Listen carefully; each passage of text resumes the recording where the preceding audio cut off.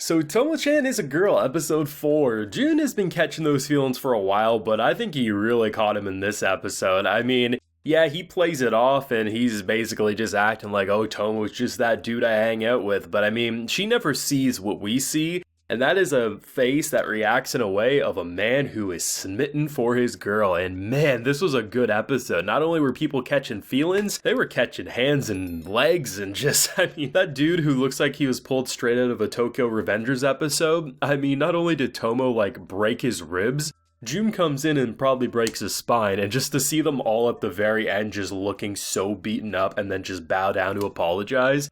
How do you not get a kick out of this show? I mean, I'm absolutely loving what I'm seeing with Tomo, and I just can't get enough of this show. It was actually pointed out that it's actually a fairly short manga, so this show should be a complete adaptation by the time we reach the finish line this season, and I think, as someone who looked at what I was seeing over the first 3 episodes as very enjoyable content, but could I see myself watching it for more than 12 or 24 episodes? Probably not. So knowing that it could be like a 12 episode season, maybe an OVA to do the whole package, really that's like the perfect length for a show like this. The humor won't get dry, the humor will remain relevant and funny, they have a good supporting cast, and honestly, the romance is a really fun will they won't they. I'm loving this one. Now, I do have a full live reaction to today's episode available on my Patreon, so if you want to see that, consider supporting. But yeah, this show, honestly, I would say episode 4 was my favorite out of the bunch. I did find myself enjoying the show progressively more as I watched each episode, but I find with episode 4, it really struck that perfect balance of the romance is relevant enough, we're getting to see more on the mother's side. I mean,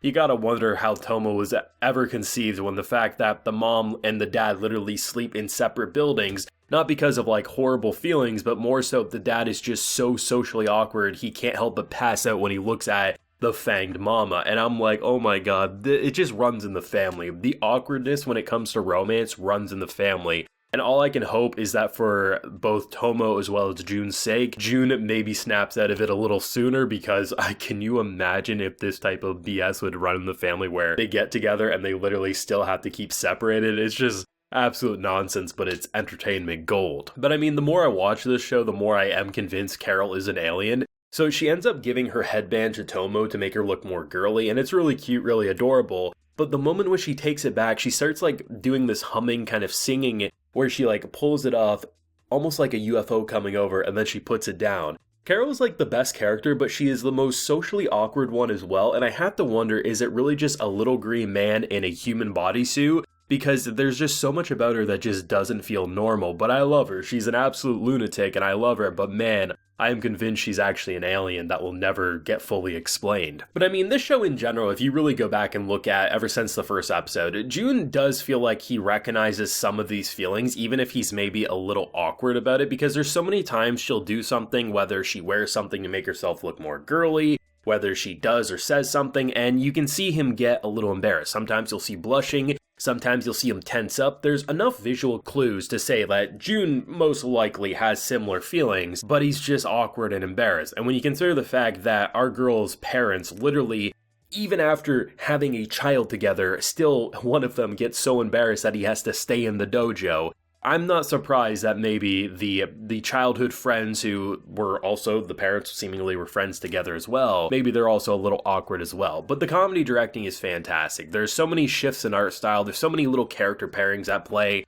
I mean, Mizuzu, the fact that they have a joke in this episode about, like, what she looks like when she's mad or, like, happy, or the fact that when she smiles at our boy Jun, and just, like, it's the most yandere smile ever, and then when it comes to the fact of, like, this is her happy, this is her upset, it literally looks like the exact same image just pasted over. It's like, I love it. There's a good supporting cast here that makes the show remain fresh and relevant. You have a bunch of will they, won't they's kind of in the background. They have the kind of like casual Yuri undertones of being like, I don't know, I feel more like a guy right now because when Carol hugged me, I felt a little something something, and our girl being like, hey, don't worry, she just built different. It's nothing to be worried about here. I like the fact that they have so much fun, and even characters who I thought were going to be one-off gags, like the fact that you have these two girls who honestly felt like they were going to be like a bullying arc, and turns out that they're actually one of my favorite additions, where they just casually are so flustered by Tomo, knowing she's a girl, but then being like, no, I get these boy vibes and I'm feeling all sorts of something. But without that pairing, I mean, we would have just had the Tokyo Revengers dude just continuing to bully people, being like, I only wanted you because I thought you were easy, and now just understand because you turned me down, basically the bullying's going to keep going. Like,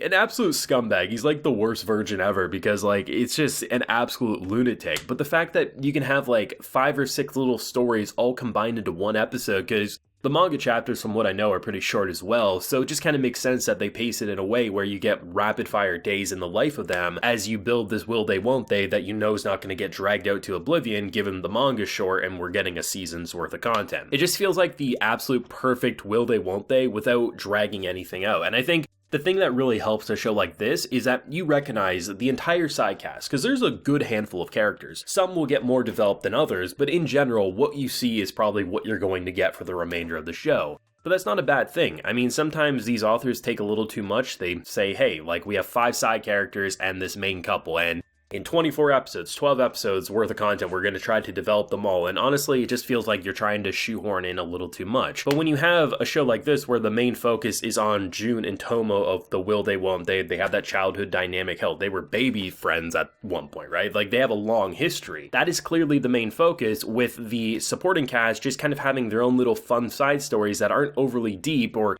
won't be anything that's going to make you theorize, oh man, where's this going to go? No, it's just some fun high school hijinks with sometimes adult humor, sometimes just kind of fun humor, and it just really is a great watch, I find. Like, the fact of the matter is, it kind of gives me, and I'm not saying this in a way that it's a mirror, but in terms of how, when you look at a show like Kaguya-sama, in terms of how they go about their visual directing, or how they try to change the styles around to give each joke their own identity, that's actually kind of how I feel with Tomo-chan as a girl, because when you look at even the opening as an example, there's just so much stylistic charm about that. They shift it around so much, and while I think Tomo has like a general range she works with in terms of reactions, whether angry, flustered, to general embarrassed, right? When you look at how this show goes about its directing, it has a very similar charm that makes me appreciate a show like Kaguya-sama Love is War, and as that being one of my personal favorite rom-coms, and as someone who's been hyping this show up now for 2 videos here, I mean, Tomo-chan's hitting everything that I personally like, and even though on paper it feels like it's going to be that very generic, very similar, oh, boy doesn't recognize girl and then they drag it out for 100 episodes, no, you can very much see that they're not dragging things out. They're rapidly progressing things in a humorous way, keeping things fresh and exciting. They have enough side characters to work with, the production value is smooth, I love what they're doing with the background art. Kind of has like that kind of fuzzy grain of feel so the general character models can pop out of their environment a bit better.